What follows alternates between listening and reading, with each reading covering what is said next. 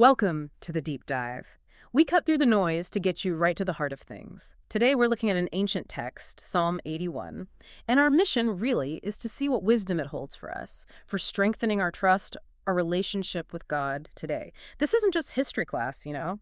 It's got some surprisingly practical stuff for right now. Oh, absolutely. But it's fascinating is how it's both this vibrant festival hymn, but also carries a really serious prophetic warning. That mix gives it, I think, a unique relevance. Okay, let's unpack this then. What's really at the heart of Psalm 81? It bursts open, doesn't it? Verses 1 to 5, this loud call to sing aloud, make a joyful noise, timbrel, harp, psaltery. It sounds like a real party, but it's actually a command, right? For their solemn feast day. Exactly. It's a statute, a law from the God of Jacob tied right back to their escape from Egypt. It's foundational. And this joyful worship, it's presented as a deliberate action, not just, feeling happy. Using instruments, the timing on the new moon, the feasts, it's all meant to reinforce community, remind them collectively of God's goodness, his history with them. It actively builds that trust. And then the voice shifts dramatically. God starts speaking directly in verses 6 to 10. Yeah, quite a transition. He reminds them how he rescued them. I removed his shoulder from the burden. His hands were delivered from the pots. That's Egypt, right? Slavery. Vivid imagery.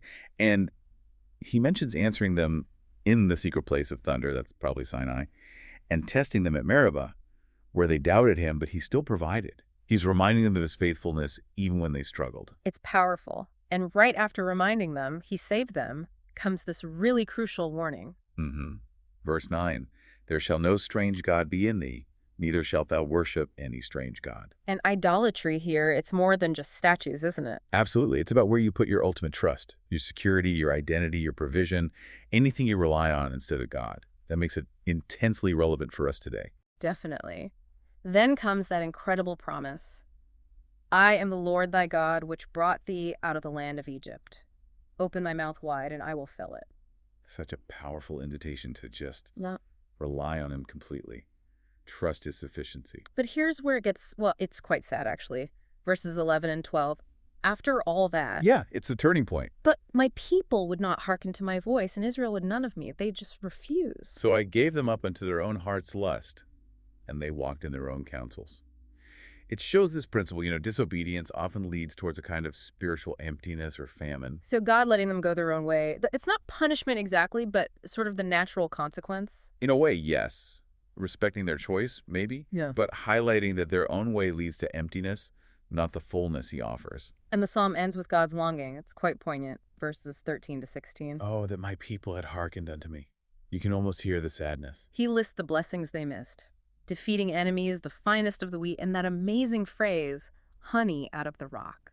It really emphasizes God's desire to bless. His longing is for them to listen, to walk his way, so he can provide abundance and peace. That honey out of the rock image. Wow. Sweetness from barrenness. Exactly. It shows his power to provide supernaturally, even when things look impossible. It speaks volumes about his character as a provider. Okay, so we've walked through the psalm.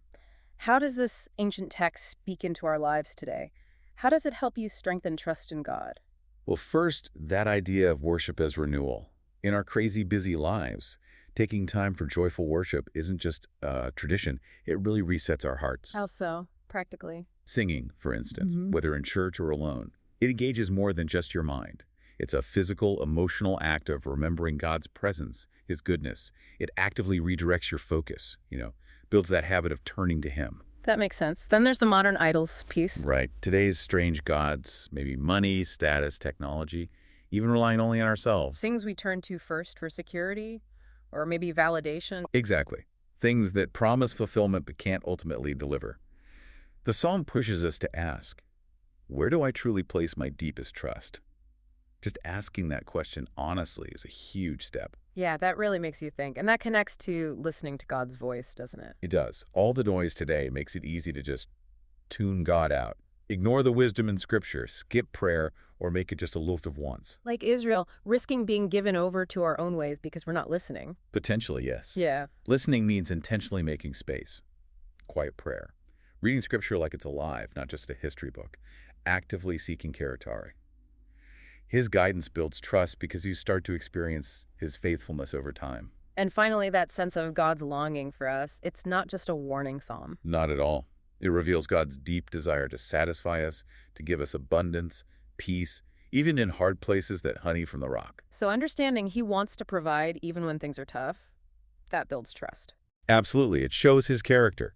He's not waiting for us to fail. He's longing for us to turn to him so he can bless us. That fosters a relationship based on trust, not fear. So wrapping this up, the core message from Psalm 81 seems to be this call to, well, celebrate God joyfully, intentionally. Yeah, and to identify and reject those modern idols we might lean on too heavily. And crucially, to open ourselves up to actually listening to his guidance. Because the promise is still there. If we listen, if we walk in his ways, he will satisfy us with what truly sustains. That's how trust deepens, how that relationship gets stronger. So a final thought for you listening today. How will you apply this information, maybe even just one insight from Psalm 81, in your life this week?